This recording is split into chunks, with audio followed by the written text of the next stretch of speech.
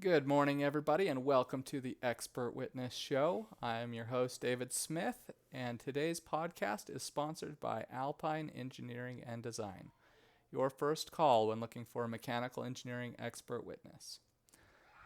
Now, if you recall last week, we talked about an instance where a manufacturer really did a poor job at designing and evaluating their equipment and making sure it was capable of what they said it should be capable of. Today we're going to talk about a different situation where the manufacturer actually did a very good job and the accident was more the fault of the operator and perhaps their lack of training. So today's story involves a scissor lift. This scissor lift was rented by a man for the purpose of removing a large tree on his property.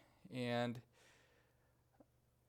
depending on where you are, trees come in different sizes, right? In where we are in the West, a big tree is often not as big as the types of trees that are more common out east. And this was one of them that was out east, and it was a really big tree.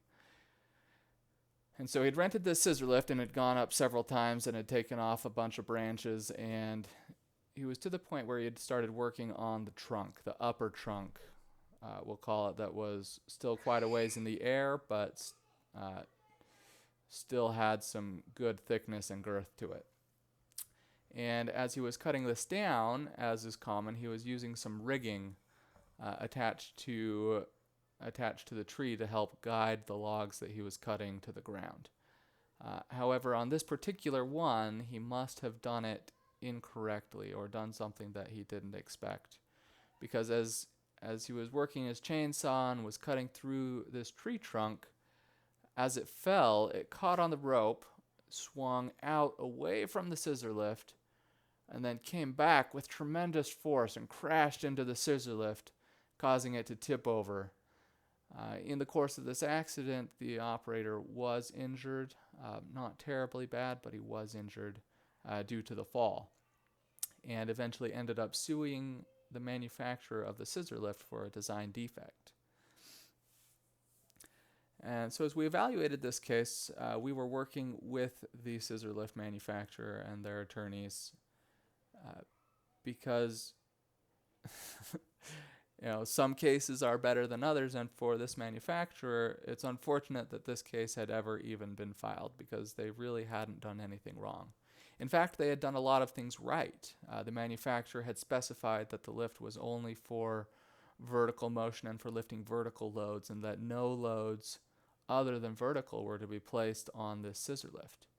And certainly, a big log that we estimated weighed between 1,200 and 1,500 pounds, so essentially a small car, had crashed into the side of the scissor lift.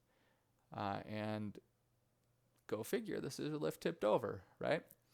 And so we were able to point that out, talk about some of the other things that the operator had done wrong, and show that this manufacturer had done a very good job and that the machine was actually well designed and that there weren't any design defects. Even the warnings were very good and the operator had just ignored them. And so this case was eventually dropped by the injured party, realizing either he or the attorneys realized that it wasn't ever going to end well and that the manufacturer wasn't just going to give them some money because they got hurt while they were using their equipment. So the moral of the story is that sometimes manufacturers do a really good job and sometimes they don't.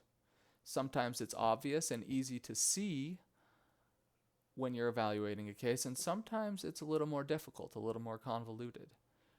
And in those times where it's not particularly clear, talking with an expert who works in that field and is familiar with the equipment can really help you understand the pros and cons of your case, where the warts might be, and what your risk profile really is, so you don't end up taking an unwinnable case, because those do exist.